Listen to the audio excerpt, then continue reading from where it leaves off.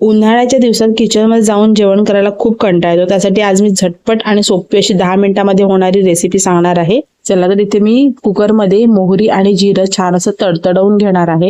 रेसिपीला सुरुवात करण्याआधीच आलं लसूण वाटून घ्यायचं आहे. हे आलं लसूण आपल्या ह्या भाजीमध्ये खूप महत्त्वाची टेस्ट आणणार आहे. आता आपण मोहरी आणि जिरं जे छान तडतडून घेतलं आहे त्यामध्ये कांदा टाकून घेतलाय. कांदा सुद्धा चांगला परतून घ्यायचा आणि त्यामध्ये आपण जे आता फ्रेश असं आलं लसूण वाटून घेतलं ते आलं लसूण यामध्ये टाकून घ्यायचं आहे. ते सुद्धा मिक्स करून घ्यायचं. त्यानंतर वरून आपण इथे हिंग टाकून घेतला आहे. चवीनुसार मी इथे मीठ टाकून घेतलं आहे आणि हळद टाकून घेतली आहे अर्धा चमचा. आणि तुमच्या आवडीनुसार तुम्ही इथे लाल तिखट वापरू शकता. आता इथे मी लाल तिखट जे घरातलं आपलं मिक्स नेहमीचं असतं तेच घेतलं आहे. वेगळा कुठला मसाला किंवा गरम मसाला वगैरे काही वापरला नाहीये. आता हे लाल तिखट चांगलं कांद्याबरोबर एकजीव करून घ्यायचं आहे.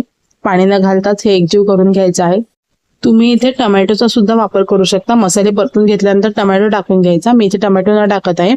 त्याचबरोबर मी इथे बटाट्याचा वापर करत आहे. बटाटा उभा चिरून घेतला आहे आणि मूग डाळ जी आहे ती मी एक 15 ते 20 मिनिटं पाण्यामध्ये भिजत ठेवली होती आणि तीच मूग डाळ इथे वापरत आहे. मूग डाळ ह्यामध्ये टाकून घ्यायची. मूग डाळ आणि बटाटा टाकल्यानंतर सुद्धा पाणी टाकायचं नाही. चांगलं परतून घ्यायचं तेलावरती आणि नंतर मूग डाळ बुडेल इतपत पाणी टाकायचं आहे. म्हणजे तुम्हाला आता ही भाजी जी आहे ती जितकी पातळ हवी आहे त्या हिशोबामध्ये पाणी टाकायचं, पण तू खूप जास्त पातळ नाही करून घ्यायची आहे. थोडंच पाणी टाकायचं जेणेकरून डाळ बुडेल. बॅचलर्स, नवीन शिकत असलेले किंवा जेवण करायला कंटाळा आलाय अशा लोकांनी ही रेसिपी नक्की ट्राय करून बघा. चला तर मी आता पाणी टाकून घेतलं आहे आणि आता कुकर लावून 2 ते 3 शिट्ट्यांमध्ये आपण ही भाजी शिजवून घेणार आहोत. मूग डाळ जर भिजवलेली असेल तर लगेच शिजते, म्हणून 2 ते 3 शिट्ट्या पुरेशा होतात. चला तर हे बघा, ह्या कन्सिस्टन्सीची ही भाजी बनवून घ्यायची. खूप घट्ट किंवा खूप पातळ नाही करायची.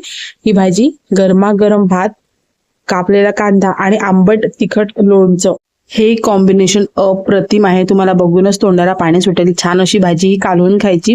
ही भाजी भाकरी, चपाती किंवा पावाबरोबर सुद्धा अप्रतिमच लागते. नक्की ट्राय करून बघा. जेवणाचा बेत आणखीन रंजतदार करायचा असेल तर यामध्ये तळलेला पापड नक्की घ्या. चला तर ही रेसिपी अगदी सोपी आहे आणि झटपट होणारी आहे. नक्की ट्राय करून बघा आणि अशाच रेसिपींसाठी फॉलो करा. चॅनलला अजून सबस्क्राईब केलं नसेल सबस्क्राईब करा. पुन्हा भेटूया नवीन व्हिडिओ बरोबर. तोपर्यंत bye bye. Thank you so much for watching.